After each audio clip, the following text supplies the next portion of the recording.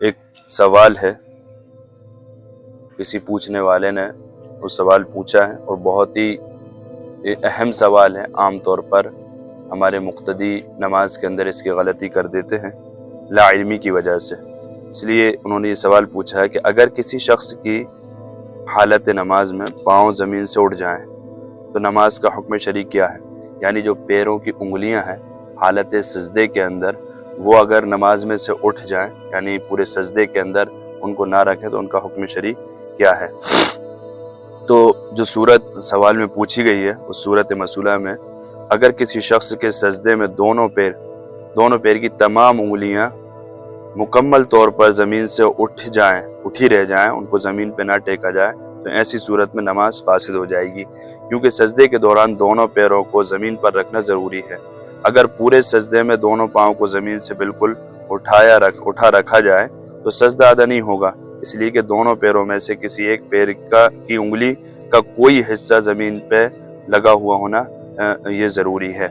لہذا اگر کم از کم ایک انگلی بھی سجدے میں ایک رکن یعنی سبحان اللہ کہنے کی مقدار زمین سے لگ گئی تو فرض ادا ہو جائے گا، لیکن عذر کے بغیر ایک پاؤں کو بھی اٹھائے رکھنا مکروہ تحریمی ہے۔ البتہ عذر ہو تو مکروہ نہیں ہے، یعنی کوئی ایسا عذر ہے کہ آدمی پیر زمین پہ نہیں رکھ سکتا تو ایک وہ بات الگ ہے۔ لہذا اگر کسی شخص کے سجدے کے دوران دونوں پاؤں زمین پر رہتے ہیں تو اس کا سجدہ ادا ہو جائے گا، اور اگر دونوں پاؤں سجدے کے دوران بالکل بھی زمین پر نہیں رہتے تو سجدہ ادا نہیں ہوگا اور نماز بھی نہیں ہوگی۔ اگر سجدے کے دوران پاؤں زمین پر رہتے ہیں، درمیان میں یا سجدے کے شروع میں اور آخر میں زمین سے اٹھ جائیں تو اگر یہ عذر کی وجہ سے ہو تو وہ اس کا کوئی مذائقہ نہیں، اور اگر عذر نہ ہو تو مکروہ ہوگا۔ یعنی کہ کسی شخص کے زمین سے پیر اٹھے رہ جائیں، اگر کوئی عذر شدید ہے تو ایک بات اس میں الگ ہے، لیکن عام طور پر یہ دیکھا گیا، بلکہ ہم نے بھی اس کو بعض مرتبہ دیکھا کہ کوئی نماز پڑھتا ہے تو دونوں پیر زمین سے اٹھ جاتے ہیں، تو اس کا خیال ہمیں رکھنا چاہیے کہ زمین پر ہماری انگلیاں جو ہے کہ اس پہ رہیں۔ اور اسی طرح ایک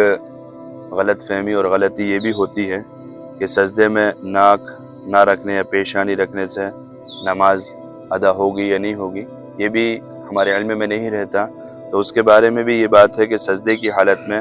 پیشانی اور ناک دونوں کا زمین پر ٹیکنا یہ لازم ضروری ہے۔ اگر کوئی عذر ہو تو پیشانی اور ناک میں سے کسی ایک پر اکتفا کرنا بھی جائز ہے، یعنی کسی ایک پر بھی اگر کر لے گا عذر کی بنیاد پر تو وہ کافی ہو جائے گا۔ عذر کے بغیر صرف ناک پر سجدہ کرنے سے نماز ادا نہ ہوگی، اور اگر بلا عذر صرف پیشانی پر سجدہ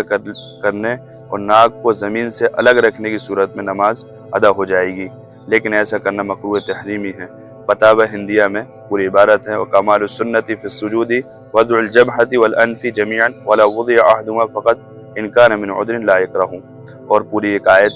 عبارت ہے، اس کو انشاءاللہ اس کے لنک میں ڈال دی جائے گی۔ سجدے میں پیشانی کے ساتھ ناک کا سخت حصہ لگانا بھی ضروری ہوتا ہے، جب ہی